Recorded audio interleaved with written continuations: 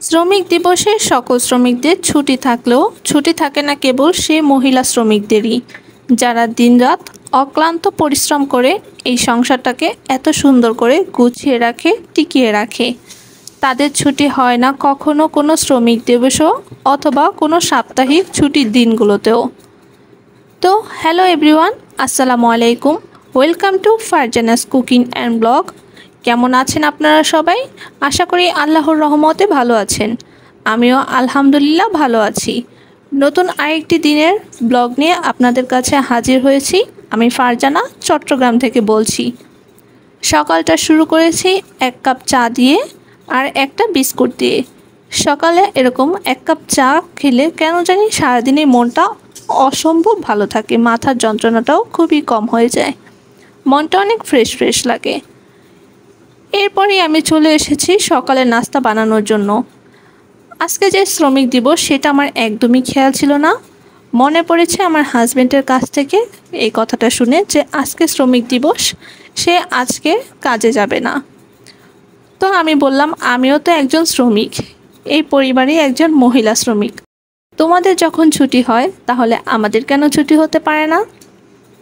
আমরা তো মহিলা শ্রমিক, দিনরাত সবসময় পরিশ্রম করে থাকি।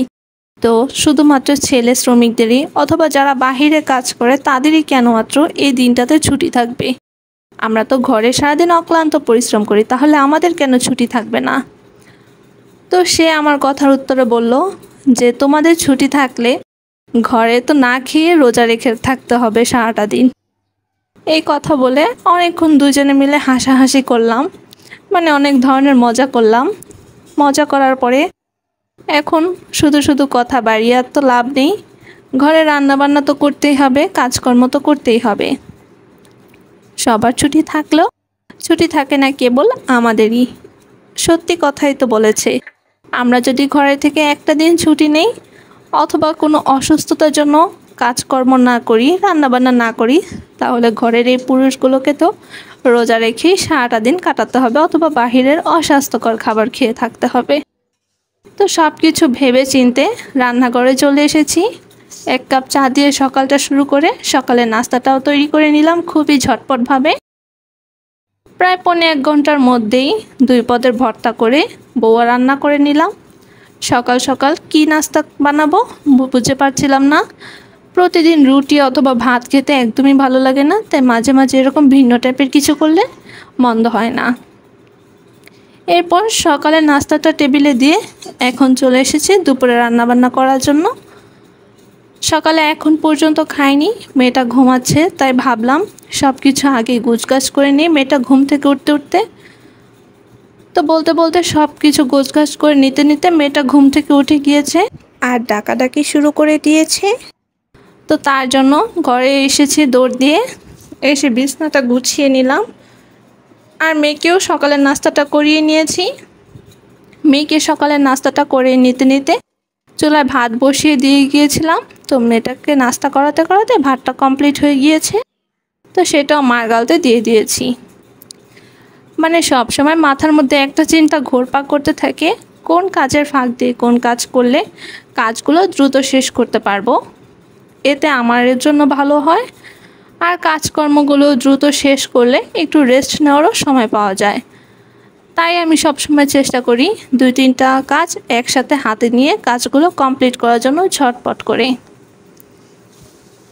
তারপর ভাত রান্না শেষ করার পর আগের দিন রাতে তো আমি সন্ধ্যার দিকে ডালটা রান্না করে রেখেছিলাম, তাই আজকে আর ডাল রান্না করার কোনো ঝামেলাই হলো না। আর আগে তো মেয়েটা ওঠার আগে আগে সব কিছু কোটাকাটাও করে রেখেছিলাম। কি রান্না করব ভাবতে ভাবতে দেখলাম আজকে ফ্রিজের ট্যাংরা মাছ আছে, আর ট্যাংরা মাছের সাথে 2-3টা পোয়া মাছ অ্যাড করা ছিল।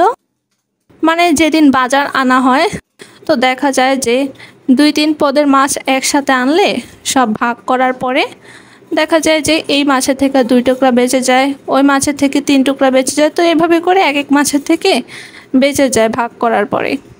তখন আমি আর কি করি, সেগুলো এক্সট্রা করে বেশি বেশি করে না রান্না করে যে 2 টুকরা 3 টুকরা বেঁচে যায় তো সেগুলো একদিনের জন্য রেখে দেই।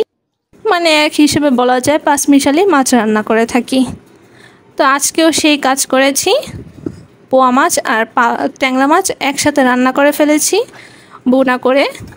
আর দেখেন রান্না করতে করতে আর সকালের নাস্তা তৈরি করতে করতে কত থালা বাসন জমে গিয়েছে। মানে রান্না করতে আমার যতটা না কষ্ট লাগে, এই থালা বাসনগুলো সিঙ্কের মধ্যে জমা দেখলে তার থেকে বেশি কষ্ট লাগে। সিঙ্কের মধ্যে এমন এক বস্তা থালা বাসন জমা থাকলে তখন কেন জানি নিজের কাছেও বিরক্ত লাগতে থাকে। তো তরকারিটা বসিয়ে দিয়ে আমি ঘরটাকে আগে ঝাড়ু দিয়ে এসেছি। তারপর আমি এখন থালা বাসনগুলোকে খুব দ্রুত করে ধুয়ে নিচ্ছিলাম। এরপর সব কিছু ধোয়া কমপ্লিট হয়ে গেলে আমার সেদিক থেকে রান্নাটাও কমপ্লিট হয়ে গিয়েছে। এখন আমি রান্নাঘরটা একবারে ক্লিন করে নিচ্ছি। ভাতও রান্না শেষ, ডালও রান্না শেষ, তরকারিও শেষ, সকালের নাস্তাও কমপ্লিট করে নিয়েছি। এখন আর কি কাজকর্ম খুবই দ্রুত সব কিছু কমপ্লিট করে নিয়েছি। রান্নাঘরটাকে এখন খুব সুন্দর করে ক্লিন করে নিচ্ছি। আর প্রতিদিন রান্না শেষে ডিব্বাগুলো এভাবে করে একটু ওপর দিয়ে মুছে নিলে খুবই সুন্দর চকচকে থাকে। এতে করে বেশি একটা তেল চিটচিটে ভাব থাকে না। আমি প্রতিদিন রান্না শেষে সিঙ্কটাকে এরকম একটু ভীম দিয়ে সুন্দর করে পরিষ্কার করে নিই। তো অনেকেই আছে যে বেসিনের মধ্যে হারপিক দিয়ে থাকে দেখে সিঙ্কেও হারপিক দিতে যায়, তখন দেখা যায় পরিষ্কার হওয়ার বদলে আরও সিঙ্কটা কালো হয়ে যায়। তো আপনারা সেই ভুলটা কখনোই করবেন না। হুইল পাউডার অথবা ভীম একটুখানি ব্রাশের মধ্যে নিয়ে সেটাকে সুন্দর করে ডলা দিবেন, খুব সুন্দর করে পরিষ্কার হয়ে যাবে। তো আমার আজকের ভিডিওটি এই পর্যন্তই ছিল। ভিডিওটি ভালো লাগলে প্লিজ আমার চ্যানেলটি সাবস্ক্রাইব করে দিবেন। আর যারা যারা আমার চ্যানেলটি সাবস্ক্রাইব করেছেন তাদেরকে অসংখ্য ধন্যবাদ। ভিডিওটি ভালো লাগলে একটা লাইক দিয়ে দেখা শেষ করবেন। সবাই ভালো থাকবেন, সুস্থ থাকবেন, আমাদের জন্য দোয়া করবেন। দেখা হবে পরবর্তী কোনো ভিডিওতে। সেই পর্যন্ত সবাইকে আল্লাহ হাফিজ।